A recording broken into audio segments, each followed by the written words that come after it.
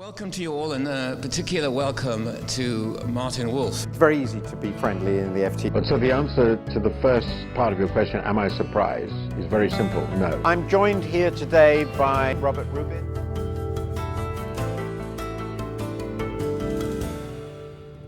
My name is Martin Wolf. I'm the Chief Economics Commentator for the Financial Times of London.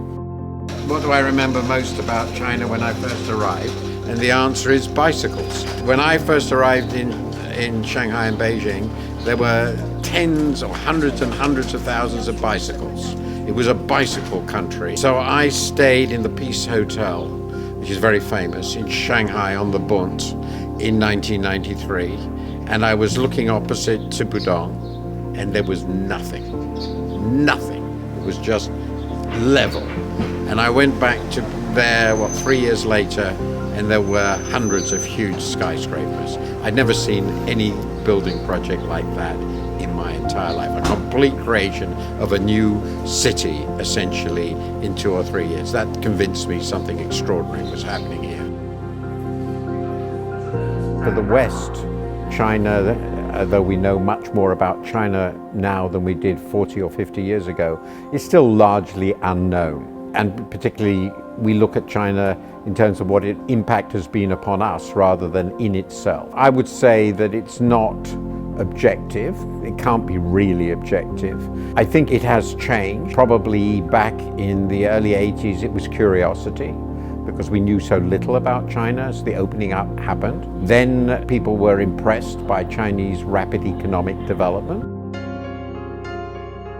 Well, I think the basic strategy of reform and opening up was correct. China took advantage of opportunities in the world economy. It possesses extraordinary human resources and an immense scale and an immense ability to organize. So if you combine China's human resources, very, very poor, admittedly, initially, but the nature of the Chinese people, their hard work, the savings and all the rest of it, and you open China to world economy, world trading opportunities, and world technological know-how, that's what happened. You combine the two, it's explosive. And so I think the real talent, the real choice that mattered was that the policymakers opened up China to exploit the world opportunities and to be exploited by them. It's the combination of what China has to offer with what the world has to offer that made China's development possible. It seemed to me that if China's reforms were successful, it would be the biggest development story and the biggest economic and political story in my lifetime. And that's what it turned out to be.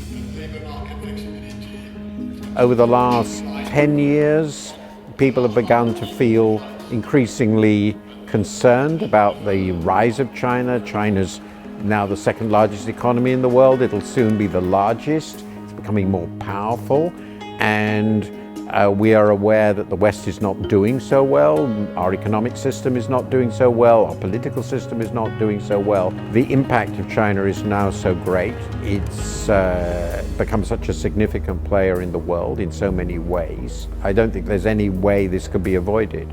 China is now becoming so big and powerful that it has huge responsibility for the system as a whole, particularly when the US is behaving really pretty badly. And the US no longer wants to bear the old responsibilities.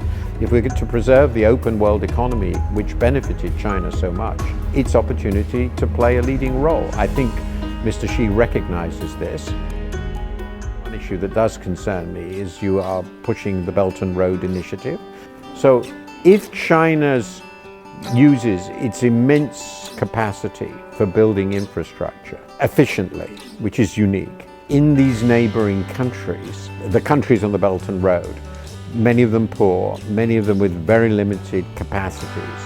And if those infrastructure investments are well chosen and really going to lead to further development in those countries, if the terms of lending are not too onerous, ones they can afford, then I think it can be immensely beneficial to development, even if these countries end up pursuing a development path which makes them more complementary to China rather than competitors.